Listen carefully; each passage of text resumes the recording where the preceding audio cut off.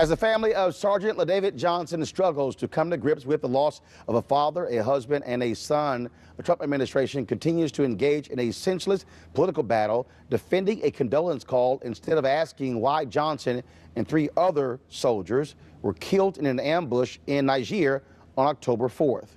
25-year-old Sergeant LaDavid Johnson was laid to rest in Hollywood, Florida on Saturday with more than 1,000 mourners in attendance. But Donald Trump refused to bury his feud with Florida Congresswoman Frederica Wilson, who painted a callous picture of the condolence call Trump made to the family last week. And so this here, folks, of course, is video from the funeral. Let's go and take this audio, please.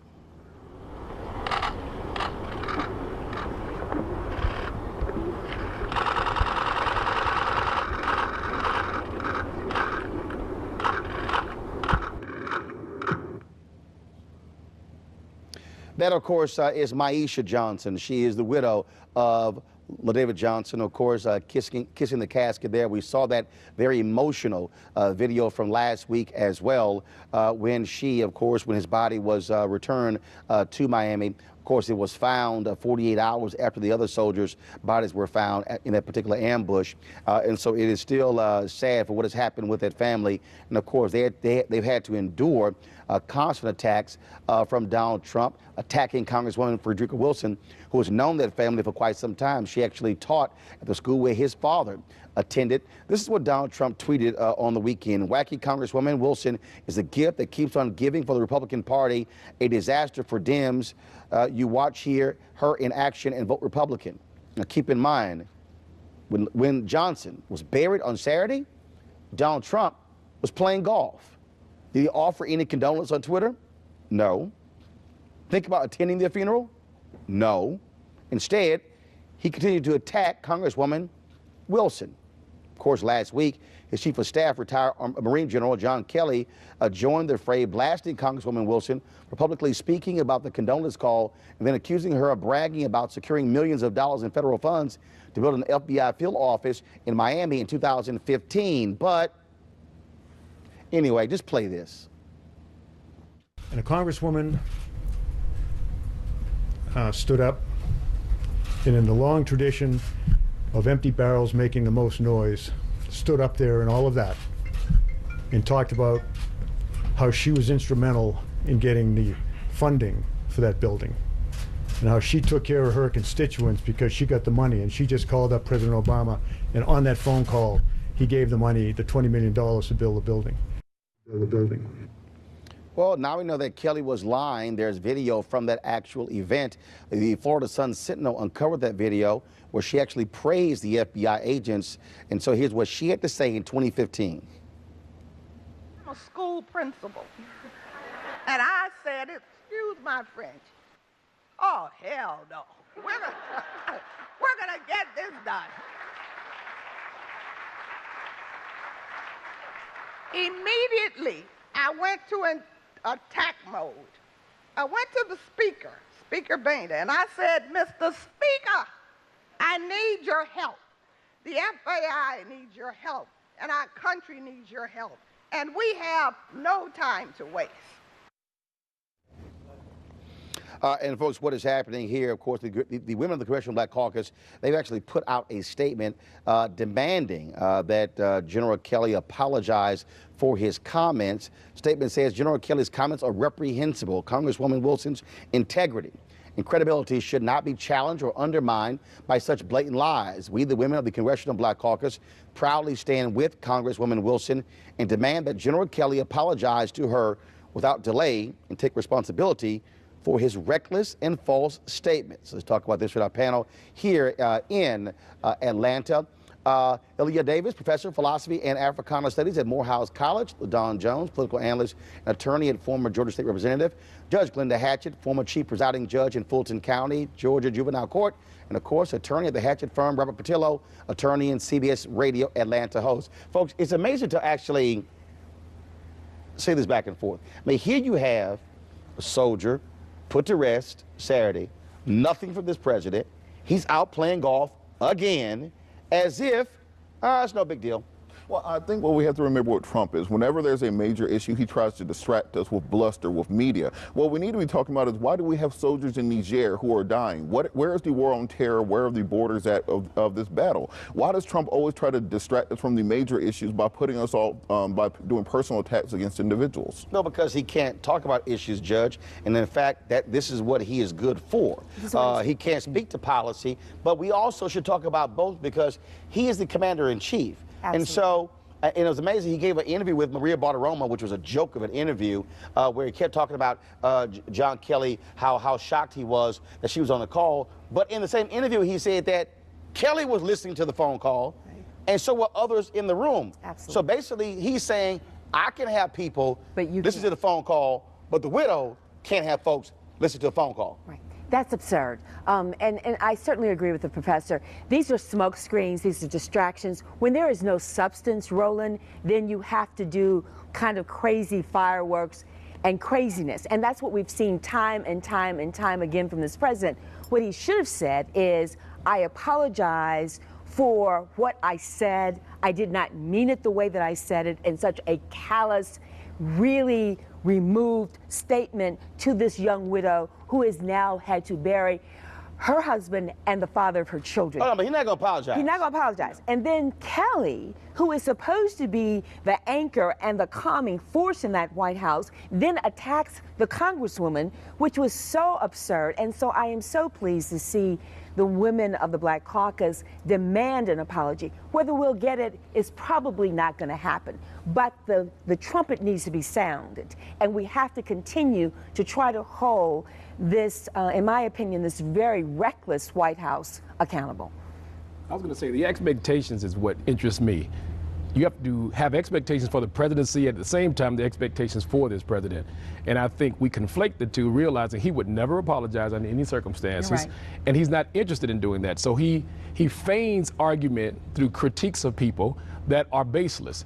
And so I'm more interested in how he undermines the integrity of black women. General Kelly literally said an empty wagon makes the most noise. That's an empty barrel. That's an attack on intelligence that has been a tradition here in this country with respect to black intelligence. And so he's undermining, along with Trump, the very notion of respect and how this woman was due the respect, and they failed to apologize. So the expectations of the president, first, is different from the expectations of this gentleman who is supposedly serving as president. And I think there are little expectations with regard to him apologizing, admitting he's wrong, or even any level of integrity with respect to respecting others. It's vacant at best. Well, again, I don't think this president has any plan to apologize. He has no plan to even speak to the issue. And again, while we had this soldier being buried, he's on a golf course again. And then the next day on a golf course again. Absolutely. This is the real White House of America, and I think he's using these opportunities of distraction to take away from the policies and the things that he's changing in health care with tax reform. And it's unfortunate that he would take the benefit of the death of an American soldier, someone who is truly a patriot, unlike him, to try to distract America for something else simply because he can't take responsibility, and America's starting to get tired of it. And of course, the Pentagon, they have launched an investigation into what took place in Niger. You have Senator John McCain also, who has been demanding there also be an investigation there. And yeah, we also don't know why that body was found a mile away from the other bodies. We don't know. And also now we've seen reports that was this an unapproved mission? And so it looks like, and I'm trying to understand, are they now trying to put this on 4 soldiers, which I don't quite understand. I don't know many soldiers who decide to just go out on their own to engage in a conflict. Well, that's why I think that's crucially important that we keep the pressure on. Don't let Trump us again and distract us from the major issues. Yeah, but here's the deal.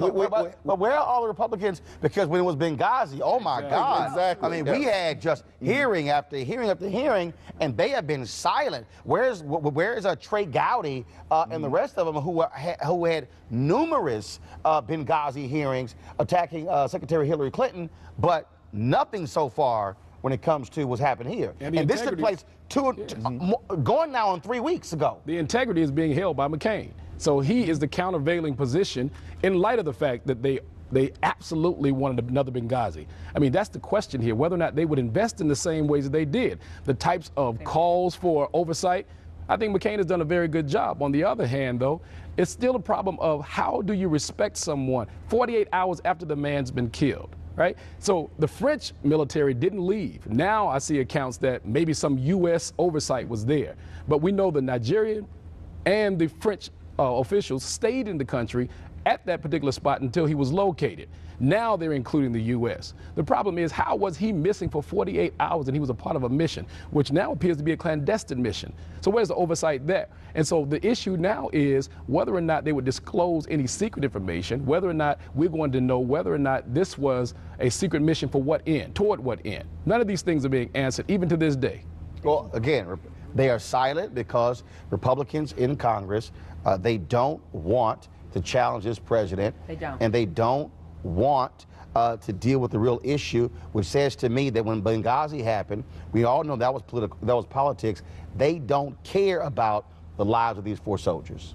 And these are the same people who are always waving the flag, the bloody shirt, patriotism, respect our flag. But when it comes to an actual soldier who is dying, they are willing to cover that up and to not address that in the public square. But the Republicans are in a frenzy. So one thing that Republicans have always been good at the national and state levels is keeping everything in-house. And they have absolutely no idea what to do with President Trump and how to deal with him. And that's why, again, I agree with you. We have to give John McCain major props, because he's saying we need to make sure that we are reauthorizing each of these wars. This can't be a war that goes on and on forever. You need to come back to Congress and make sure that we want to be involved and spend our American dollars this way. Why is McCain the lone voice in this? Why isn't he getting support? Why is he the one that must carry this torch alone? And I agree. I mean, I absolutely commend him for his courage, not only on this issue, but his vote on health care. Right. As he went up and did the thumbs down, I mean, you just have to applaud him. Well, again, I think what's bothering me the most is the fact that you have John Kelly, who went out, yes, lied on Representative Wilson, yes, and won't man up, who stood there and talked about how we used to hold women sacred. And I'm going, you're serving a dude who disrespects women more than Harvey Weinstein, and then you want to say that, and he doesn't have the courage to say, you know what, I screwed up. Yes, I screwed up.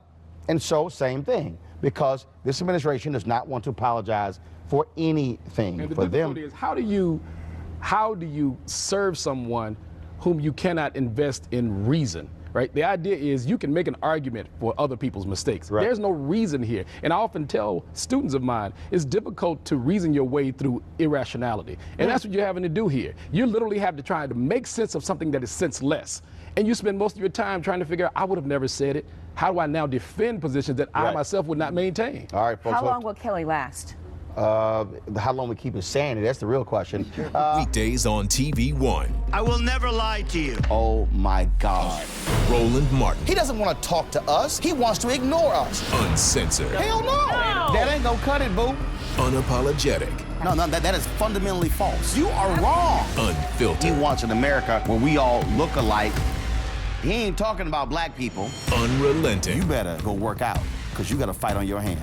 NewsOne Now with Roland Martin. Weekdays at 7 a.m. on TV One.